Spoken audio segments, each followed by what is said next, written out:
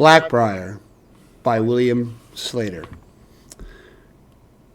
London, Chapter 1. Danny ran in the London twilight. He dodged among the crowds, brandishing their large black umbrellas, darted across the path of an angry black taxi, and turned from the main thoroughfare into the darkness of the side street on which he lived.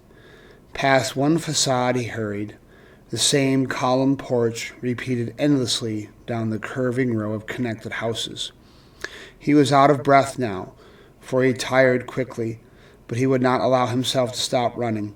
He hated to think what would happen if Philippa reached home before he did. There were no lights coming from the windows of their second-floor apartment, and he nearly choked with relief. He knew that he could always see a light when Philippa was there. Fumbling with his wet books and his keys, he let himself into the first-floor hall. The stairway ahead of him, covered with a faded red carpet, was so dark that he could barely see the first landing. "Damn it," he said petulantly to himself. "Why doesn't somebody fix that light?" He hated the dark, and although it was a relief to know that Philippa would not be home, he was apprehensive as he made his way slowly up the narrow unlit stairs. There was no light switch just inside the apartment door, and when he entered in the dark, there were always several moments of near panic while he groped for the cord that hung from the ceiling, blind and vulnerable to whatever he imagined might be waiting in the shadows. He struggled briefly with the key, then felt it catch and cautiously pushed open the heavy door. The only light in the apartment was pale and gray, coming in dimly through the long windows far at the end of the hallway. Danny moved toward the center of the room, reaching above his head. Where was that cord? His hand grabbed frantically at empty air. Suddenly he froze. What was that noise? It sounded like a creak or a footstep. Too terrified to move, he stood with his hand outstretched. And then there was a thump behind him and a weight on his shoulder. Danny shrieked, and in that instant his hand found the cord. The light went on, and a silver Siamese cat leapt delicately from his shoulder to the floor. "Islington!" Danny cried. "You monster!" And he kicked the cat halfway across the room. "She always takes you to work with her," he shouted after the animal, who was disdainfully hurrying away. "Why didn't she take you today?" Danny slammed his books down on the table and sank weakly into a chair. His knees were shaking so much that he could barely stand. For a moment he just sat and listened to the mad banging of his heart, but very soon he struggled out of the chair and hurried off to his room. Philippa would be home any minute now, and he wanted her to think he had been in the apartment all afternoon. By the time Philippa did arrive, half an hour later, Danny was in bed, half asleep under piles of blankets. His bed was the only warm place in the apartment, for he was forbidden to light the coal fire in the sitting room until Philippa came home. Perhaps, if the apartment had been warm, he would have spent the time out of bed reading or doing his schoolwork. Perhaps not. When the door slammed down the hall, the window beside his bed rattled, jolting him fully awake. There, my darling, I know you're starving, I know." Philippa's voice, purring to Islington, floated in Danny's room amid the clatter of parcels dropping to the floor. "Hello," she called. "Anybody home?" "I'm here," Danny answered irritably. There was hardly anything he hated more than getting out of a warm bed into a cold room. It was not only the discomfort he minded. He found it very painful to give up the world of half-sleep, where you could make almost anything happen merely by thinking about it, for the real world of cold and exertion, where nothing beautiful or exciting ever seemed to happen and everything required effort. But he knew that Philippa was expecting him in the kitchen, and he didn't want her to know that he had been in bed. He unwrapped himself slowly from the blankets and stopped in the bathroom to splash some icy water on his face. Philippa was at the stove, boiling a fish for Islington. Her earrings shook, her graying hair hung in untidy wisps, and strands about her face and her cheeks sagged. "Oh, hello, darling," she said as he wandered into the room. "I'm sorry I'm so late, but I had to spend hours waiting with that little Mumby boy whose mother never showed up. Poor little thing, he's too small to get home by himself. At the end, I had to send him home in a cab. We had a good time together, though. Aside from that, my day's been bloody awful." "What happened?" Danny slumped into a chair.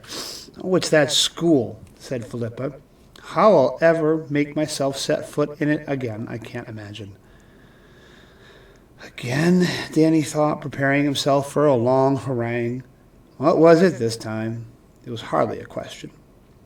She looked past him for a moment toward the flat enamel dish under the sink.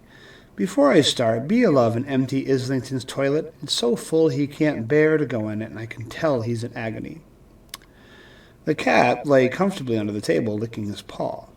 Danny forced himself not to kick him again as he went by. He disliked any kind of physical exertion, particularly carrying things. But he quickly brought the large, smelly tray down the 2 flights of steps and outside into the winter rain, where he dumped its contents into a dustbin. Islington seemed to smirk at him when he got back. The fish was cooling now, and Philippa had begun to prepare their meal. With her usual quick busyness, she was doing something to last night's roast beef. She looked at him, smiling. "I hope you like what I'm making tonight, dear. It's a new dish I've just thought up. We must try to spark up that non-existent appetite of yours." Danny mumbled something incoherent. Food did not interest him. "If it weren't for you," she went on, "I'd be having a boiled egg and a cold potato, you know." She sighed. "And it does get a bit dreary making all this effort just for you with never any response." She waited, but he said nothing. Her lips tightened. "And by the way," she said, her voice losing some of its warmth, "did you see anyone after school today?" Oh, no, Danny thought, and slowly began filling Islington's tray with ashes. "No," he said quietly. "Oh, come off it now, darling. You know you can't lie to me. I saw you walking off today with that Tony Bramble." "What?" He continued to fill the tray as slowly as he could, not looking at her. "Well," he said finally, standing up, "yes, I believe I did. There, I knew you'd tell me. Now, I've told you before, I don't like that boy, and I would rather you didn't see him." Danny sighed and slouched back into the chair. "Who do you like?" he felt like saying, but instead he said faintly, "But I like him." "Oh, Danny, love, you're so young. You don't know who you like. One thing you've got to learn about life is that most people just aren't worth knowing, including Tony Bramble. Of course, if it doesn't make any difference to you at all what I think, if it doesn't bother you to make me suffer." Now her voice was beginning to get that hard edge to it, which was always a prelude to a scene. "If you insist on being so stubborn that you cannot make the smallest concession to the person who has brought you up and taken care of you and fed you and loved you—" Danny was squirming. "Oh, all right," he interrupted. "I won't see him any more." Philippa stepped over to him and stooped to kiss his forehead. Her eyes were wet. "My darling boy," she said softly after a pause, "I know you think I'm unfair, but I am right, you know." She returned to the stove and went on briskly again. "Of course, this isn't to say that one mustn't try one's best to get along with the people one is forced to deal with in the course of a day. That's where I have my problems. I'll never get along with Mr. Dinsdale, never, even if he is the school principal. But what can I do?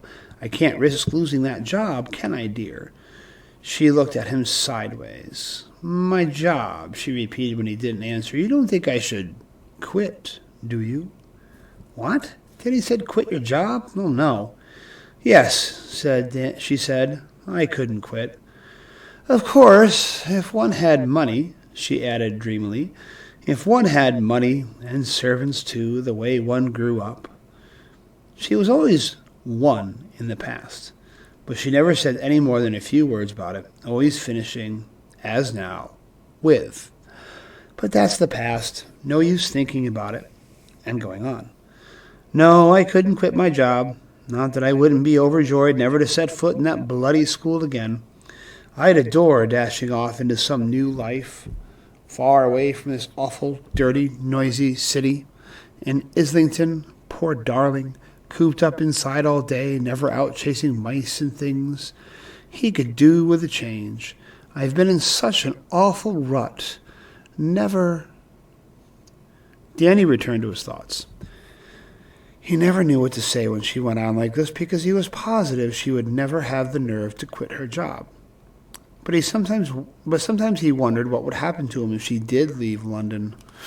At the least, it would mean that he would no longer have to live with her, something he often longed for.